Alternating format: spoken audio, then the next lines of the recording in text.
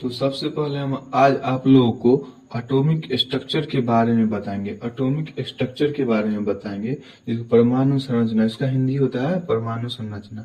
सबसे पहले first point हुआ हमारा कि 1803 में डाल्टन महोदय ने परमाणुवाद का सिद्धांत दिए, परमाणुवाद का सिद्धांत दिए, जिनके अनुसार परमाणु अविभाज्य होते हैं, जिनके अनुसार परमाणु अविभाज्य होते हैं। और दूसरा पॉइंट क्या दिए कि एक ही तत्व के सभी परमाणु एक दूसरे के सदृश होते हैं।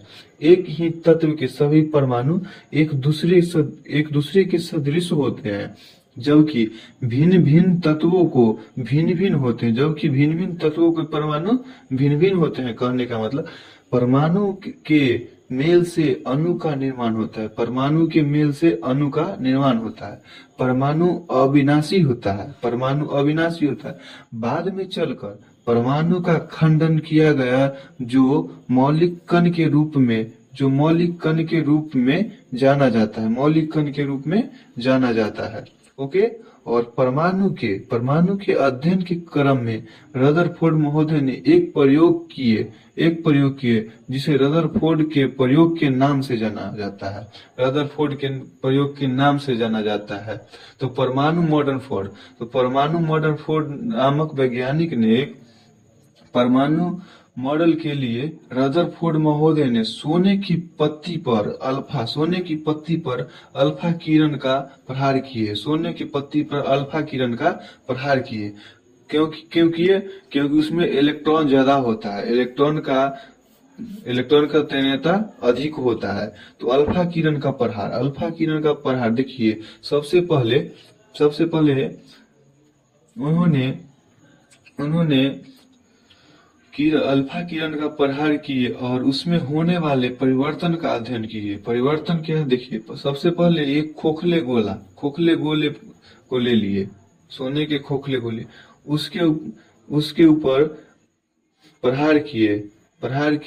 जब उसकी किरण परिवर्तित किए तो किरण मतलब ऊपर वाला तो सही जा रहा है, ऊपर कट जा रहा है, ठीक जा रहा है, कट जा रहा है। बीच वाला जो है तो बीच वाला रिटर्न हो जा रहा है। जो केंद्रक से टकराकर किरण रिटर्न हो जा रहा है, केंद्रक से टकराकर रिटर्न हो जा रहा है।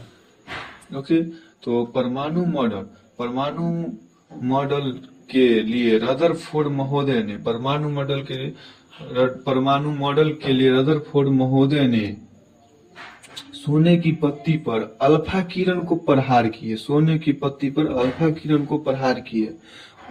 उसमें होने वाले परिवर्तन का अध्ययन किए। उसमें क्या परिवर्तन है, उसमें होने वाले परिवर्तन का अध्ययन किए। अध्ययन के पश्चात इस निष्कर्षण पर पहुंचे कि परमाणु खोखला होता है। जब इसका अध्ययन किए तो देखे कि परमाणु खोखला होता है। ओके। जिसके केंद्र पर प्रोटॉन तथा न्यूट्रॉन होता है। यानी केंद्र यहाँ पे प्रोटॉन और तथा न्यूट्रॉन होते हैं। ओके। आप लोग को लिखकर बताते हैं। यहाँ पे प्रोटॉन तथा न्यूट्रॉन होते हैं।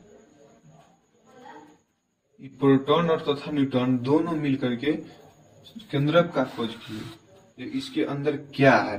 तो खोज करने के बाद पता चला कि इसमें प्लस चार्ज है। ओके। प्लस चार्ज है, जिसके चारों ओर इलेक्ट्रॉन वृत्ताकार पथ पर चक्कर काटती है।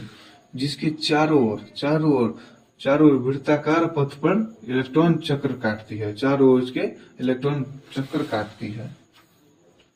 इसके केंद्र पर पाए जाने वाले पिंड में प्रोटॉन एवं न्यूट्रॉन होते हैं। इसके केंद्र पर पाए जाने वाले पिंड में प्रोटॉन और न्यूट्रॉन होते हैं, जिसको न्यूक्लियस के नाम से। देखिए ये जो पिंड है प्लस चार्ज, इसमें प्रोटॉन और न्यूट्रॉन दोनों पाए जाते हैं, प्रोटॉन और न्यूट्रॉन, जिसको न्यूक्लियस के नाम से हम लोग जानते हैं। Okay, good bye.